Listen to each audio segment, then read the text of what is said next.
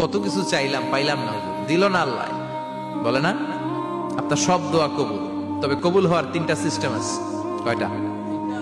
চান্দুল্লার ভাইয়েরা মনে থাকবে কয়টা? আপনি যত দোয়া করছেন সব কবুল, কারণ আল্লাহর কাছে কিছু চাইলে আল্লাহ ফিরাইয়া দিতে জানে না। আল্লাহ জানেই না কেমনে ফিরাইয়া দিতে হয়। সুবহানাল্লাহ কোন চাওয়া মাত্রই আল্লাহ বলে অ্যাকসেপ্টেড, যা কবুল, দিব দিব না এটা বলতে জানে না, চাওয়া মাত্রই বলে দিব। তিন সিস্টেম। নাম্বার ওয়ান, আপনি আল্লাহর কাছে দোয়া করলেন, চাইলেন, আল্লাহ বলে দিব, বলেই তিনি দিয়ে দেন আর আপনি খুশি হয়ে যান, পেয়ে গেলেন।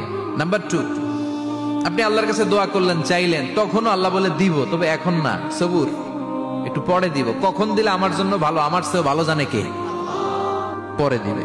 নাম্বার থ্রি, চাইলেন, দোয়া করলেন, আল্লাহ তখনও বলে দেব, তবে এখনো না, পরেও না, কিয়ামতের দিন যেদিন বিপদে পড়বে ওই দিন দেব।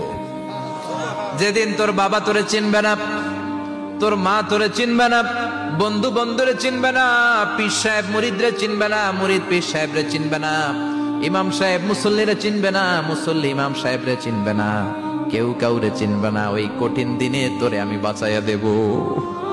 তাইলে দোয়া যা করছেন ছোটবেলা থেকে আজকে পর্যন্ত, লস হয়েছে না লাভ? লস না লাভ? এজন্য বেশি বেশি দোয়া করার দরকার আছে না নাই?